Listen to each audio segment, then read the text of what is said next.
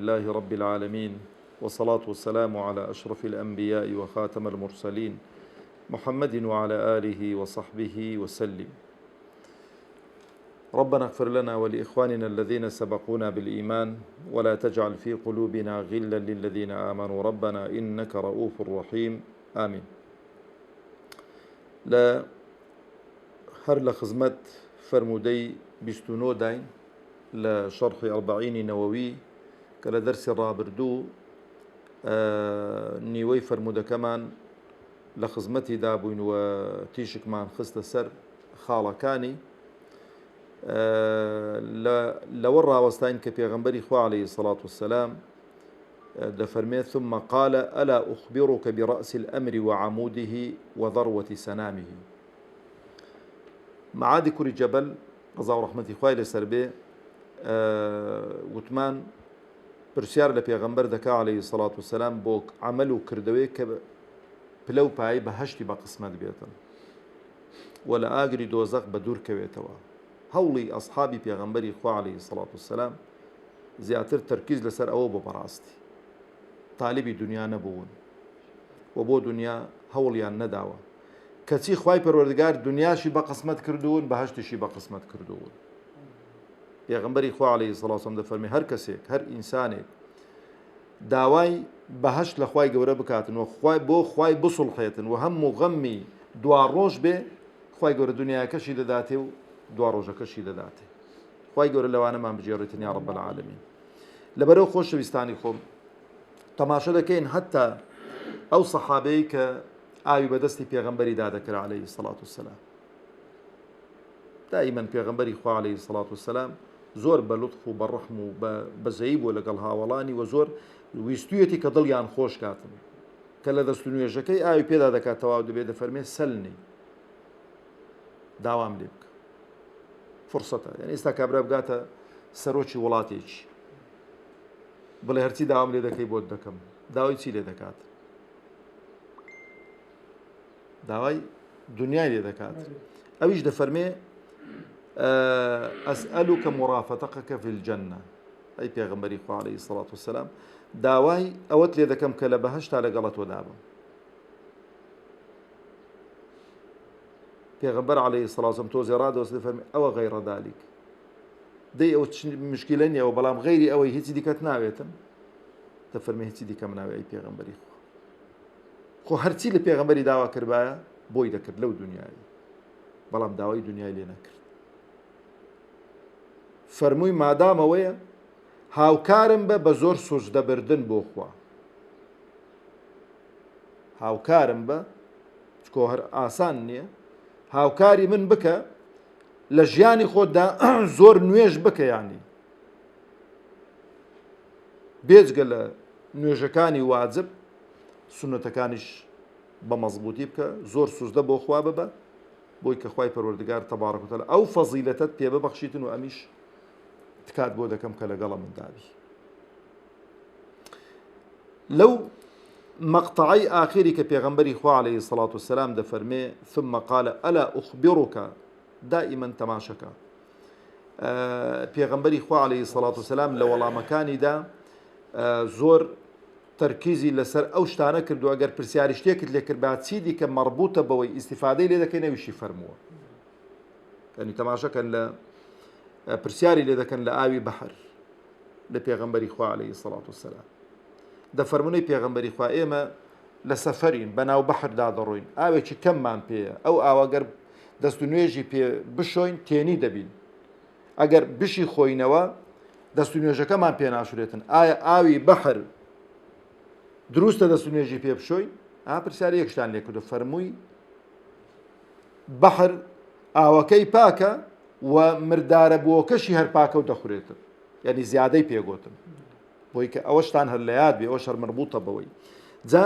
معادی کوری جەبەر ڕەزا و ڕەحمەتی خوای لەسەر بێ کە داوای کردەوە و عەمەلێک دەکاتن کە پێی بچێتە بەهەشت و لە ئاگری دۆزەخ ڕزگاری بێ پێغەمبەری خوا عەلەیهی الصلاة والسلام کۆمەڵەشتێکی بە کوشراوی بە معادی کوری جەبەل دەفەرمێ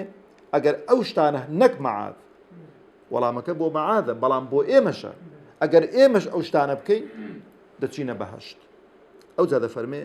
ثم قال ألا أخبرك برأس الأمر برا بەڕێزەکانی خۆم هەر شتێک ئەگەر سەرەکە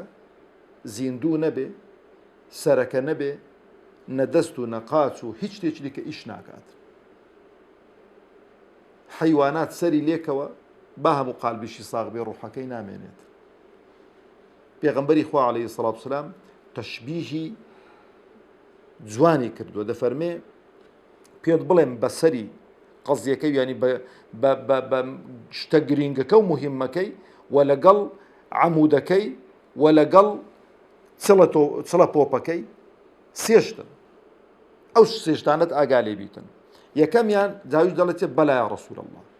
بەڵێ پێغەمبەری خوا پێم بڵێ عەلەیهی سەڵات وسەلام دەفەرمێ قال رأس الأمر الإسلام یەکەم شت جاگوتومانە زۆر جارش پێم خۆش ئەم ڕۆژ دووبارەیەکەمەوە کە بە لە هەر فەرمودەیەکی بەتەنێ ناوی ئیمان هاتیان ناوی ئیسلامات مەبەستی پێ هەردووکە مەبەستی پێ ئیسلام و ئیمانە بەڵام ئەگەر لە فەرمودەکەدا پێکەوە ناویان هات مەبەستی پێ جیاکاریە ئەو مەبەستی پێ ڕوکنەکانی ئیمانە ئەوش پێ مەبەستی ڕوکنەکانی ئیسلامە لێرانە کە دەفەرمێتن رأس الأمر الإسلام مەبەستی پێ ئیسلام و ئیمان هەردووچێتی ئەسڵەکە ئەو ڕوکنانەی ئیمان و ئیسلام جێبەجێکە و دەستی پێوە بگرە و کەلیمەی تەوحید بەتایبەتی شرک بۆ خوا بڕیار نەدەی کە لە یەکەم جاریش کە پێی فەرموو پێغەمبەری خوا عەلەیهی سەڵات وسەلام ئاگات لەو قەزیە بێت ئەوجا دێتە سەر لە عیبادەتیش لە واجباتەکاندا ئەوەی کە واجبن ڕوکنەکانی ئیسلام کامەی لە هەمووی گرنگترە و ئەصحابی پێغەمبەری خوا عەلەیهی سەڵات وسەلام متتەفیق بوون لەسەر تەرککردنی کە کوفرە ئەوی پێ دەڵێت دەفەرمێ وعەموده الصەلات عەمودەکەی تەشبیهی ئیسلامی بە چ کردووە بە خیوەتێک کردووە بە ڕەشماڵێک کردووە ئەو ڕەشماڵە عەمودی ناوەندێ ئێستا تەماشا کە ڕەشماڵی هەڵدەدەگە عەمودی ناوەندێ لەبن نەبیتە ڕەشماڵەکە قیت نابیتەوە عەمودەکەی بینە خوارە ڕەشماڵەکە دەکەویتن نوێژە لەبەرەوەش پێغەمبەری خوا عەلەیهی سەڵات وسەلام کە دەفەرمێ لە ئاخیری زەمەندا ئیسلام چۆن کابرا شتێکی ڕستووە بەرماڵێکی دروست کردووە فەرشێکی دروست کردو هوردە هەڵی دەوەشێنیتەوە دەفەرمێ ئاوا ئیسلام هوردە لە باڵێک هەڵدەوەشێتەوە یەکەم شت کە هەڵی دەوەشێنەوە کە نامێنێ حوکمە ئاخیر شت چییە نامێنێ نوێژە جا هەر کاتێکی ئەوە نەما حەشر و حیساب و ڕۆژی دوایی دەست پێ دەکات دنیا خەرا دەبێت دەفەرمێ وذروة سنامه الجهاد و ترۆپکەی هەرە سەرەوە بەرخودان و جیهادکردنە لە پێناو خوای پەروەردگاردا تەبارەک و تەعالە طبعاً برا بەڕێزەکانی خۆم وەکو گوتمان زۆر جارێکی خۆم دووبارە کردو دەوڵەت ئەگەر دەوڵەتی ئیسلامی بوو پێویستی بە وەزارەتی دیفاع دەکا ئەو کاتەی ئەوانەی کە لەو چوارچەوەی جا ناویان لێدەنەی مجاهید ناویان لێدەنەی پیاوانی خوا ناویان هەر ناوێکی لێدەنەی مشکلەمان نییە بەڵام جوانترین ناو ئەو ناوەیە کە خوای پەروەردگار بۆی هەڵبژاردووی مجاهید یعنی ئەو کەسێک کە ڕوحی خۆی پێشکەش بە خوا دەکا پێشکەش بە بەرنامەی خوا دەکا ئەوانە کۆمەڵە کەسانێک دەبن کە بە ڕوح و گیانی خۆیان دیفاع لەو خەڵکە دەکەن کە لە چوارچێوەی ئەو دەوڵەتە ئیسلامیدا دەژین بە موسڵمان و غەیری موسڵمانیشەوە ڕوح و گیانی خۆیان بەخت دەکەن لەو پێناوەدا بەڵام ئەگەر تەماشەشکەین ئەلێرەنشدا شتەکە زۆر هەستیارە لە پێغەمبەری خوا عەلەیهی سەڵات وسەلام دەپرسن کەسێک بۆی کە شەڕ دەکا بڵێن پیاوێکی بەغیرەتە کەسێک بۆی شەڕ دەکا خەڵک باسی کاتن کەسێک شەڕ دەکا بۆی غەنیمەتی دەستکەوێتن دەڵێ وەڵای فەقیرم هیچم نییە با بچم بەشم شتێکم دەستکەوێت بۆ خۆم بینم پاتاڵ و ماتاڵ و شتیوانە کامیان لە پێناو خوایە پێغەمبەر نایە تعقیب لەسەرەوان و کەیانی کە ئەنەما ئەوانەی هەر پشتگوێ خستەوە هیچ نین دەفەرمێ من قاتل في سبيل الله فهو من قاتل لتكون كلمة الله هي العليا فهو في سبيل الله ئەوەی کە بجەنجێ بۆی کە کەلامی خوای پەروەردگار شریعەتی خوای پەروەردگار تەبارەک و تەعالە حاکم بێ بەرز بێ بە شەرت و شروتی ئیسلامی و شەرت و شروتی شریعەتی خوا بێ ئەوە لە پێناو خوایە. ئەوانەی دیکەیانی هەر هیچ نین. ئەوجا برا بەڕێزەکانی خۆم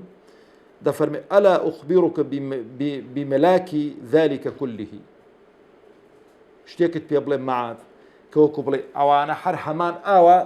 وەکو بڵێ دەناوە خۆدا دەگریتنیان بڵێ لەوانە زۆر لەوانە لە هەمووی مهمتر و ئەوەتر بێ پاشی ئەوانە دەکەی شتێکی زۆر گەورەتر و مهمتر لەوانت پێ بڵێ دەفەرمێ قلت بەلا یا رسول الله فەرمون بەڵێ ئەی پێغەمبەری خوا طبعا و بینە بەرچاوی خۆ ئەوە حیوارێکە لە مابەینی چێ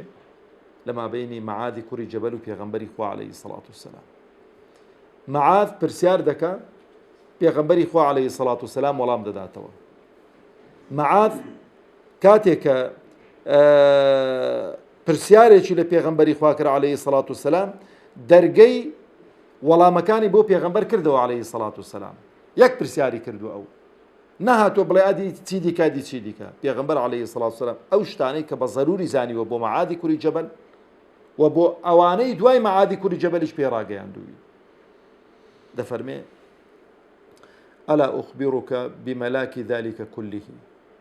شتێکت پێ بڵێ وەکو بڵێ ئەوانە هەر هەمان کۆکاتەوە و هەر هەمان و چکابرای گوتی لە ناوە خۆدا بگریت و یان بڵێ لەوانە لە هەمان مهمتر بێتن. قلت بلى يا رسول الله فأخذ بلسانه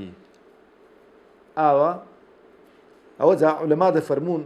لە تعلیم دا ئەگەر حەڕەکەی دەگەڵدا بێ زۆر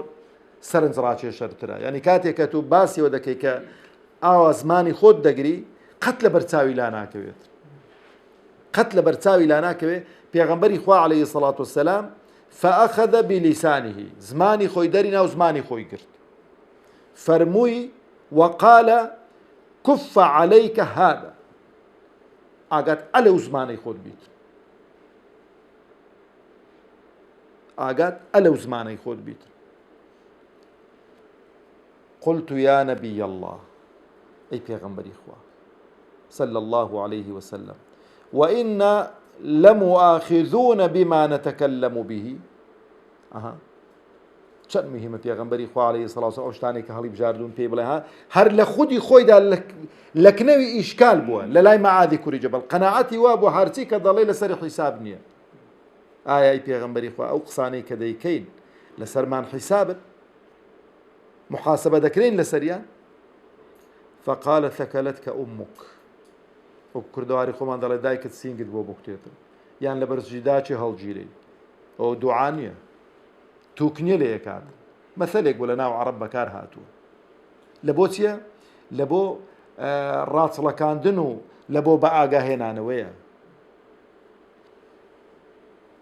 وهل يكب الناس في النار على وجوههم أو قال على مناخيرهم إلا حصائد ألسنتهم. معا ئەدێ ئەو خەڵکەی کە ڕادەچێشرێ لەسەر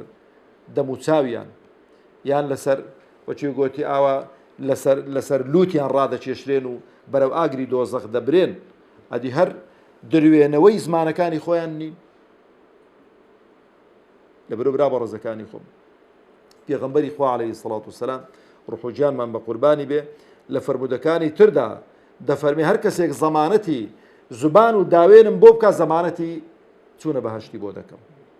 داوێنی خۆی لە حەرام بەکار نەینی و زبانی خۆی لە حەرام بەکار نەینیتن. لە کوردەواری خۆمان قسەیەکی جوانە هەیە دەڵێ سەری گۆتە زوبانی هەتا ئەتوم جیرانی خۆشیە نابینم لە ژیانی. زوبان ئینسان ئەگەر بیگریتن گەورەترین نیعمەتە. زوبان جارێ یەکێکە لەو نیعمەتە هەرە گەورانەی خوا بە ئینسانی داوە. ئەبە و زوبانە دەتوانی ئەنواع و ئەشکال زکر بکەی کە دڵ لەگەڵی هاوسۆز و هاوتەریب دەبێتن مەشغوڵی کەی دەناگە مەشغوڵی نەکەی بە چاک مەشغوڵت دەکا بە خراپە. غیبەتی پێ دەکرێت بوختانی پێ دەکرێت درۆی پێ دەکرێت سوێندی بە ناحەقی پێ دەخورێتن هەرچی کە خراپێ پێی دەکرێت ئەو زوبانە. لەبەرەوە پێغەمبەری خوا دەفەرمێ خەڵکی زۆری دروێنەوەی زوبانەکانیانە. لەبەرەوەی برا بە ڕێزەکانی خۆم ڕجا لە خۆم و لە ئێوەش دەکەم و لەوانەی کە گوێشیان لێمان دەبێتن ئینسان ئەو کردەوە چاکانەی کە پێی ماندی دەبێت کە شەو نخۆنیان لەسەر دەجێڕێتن با بە ئاسانی نیانداتە خەڵکی هەتا پیاوێکی ساڵح قسەیەکی زۆر جوان دەکات دەفەرمێگە من غیبەتی هەر بکەم غیبەتی دایک و باوکی خۆم دەکەم دەڵێن بۆ دەڵێ وەڵای جا خۆ غیبەتکردن کردەوەی عملی ساڵحت دەڕواتن جاکە هەر دەڕوا بالۆ دایک و باوکم بڕواتن با بۆ خەڵکی دیکە نەڕوات ئەتو معقول نییە کەسێک کە ڕقت لێتی غیبەتی دەکەی بوختانی بۆ دەکەی کردەوە چاکەکانی تو لە بۆی دەچن یعنی وەکوکە نەما هەتا ئێوارە ئیشی دەکەی ئێوارەی پارەکەی دەچی تەسلیمی دەکەی لەبەرەوە هەوڵ دەین برای دڵسۆزی یەکتر بین ئەگەر یەکترمان بینی غیبەت دەکەین بوختان دەکەین یەکتری بە ئاگا بینینەوە بڵێ کاکە کردەوە چاکەکانی خۆت مەدە خەڵکی خۆت بە قسەی تو چانابێ بەوەی تو چانابێ خۆ بپارێزی خوای گەورە تەبارەک و تەعالا عاقبەت خێرمان بکاتن و سەربەرز و سەرفرازی دنیا و قیامەتمان بکاتن و خوای پەروەردگار تەبارەک و تەعالا وامان لێ بکاتن کە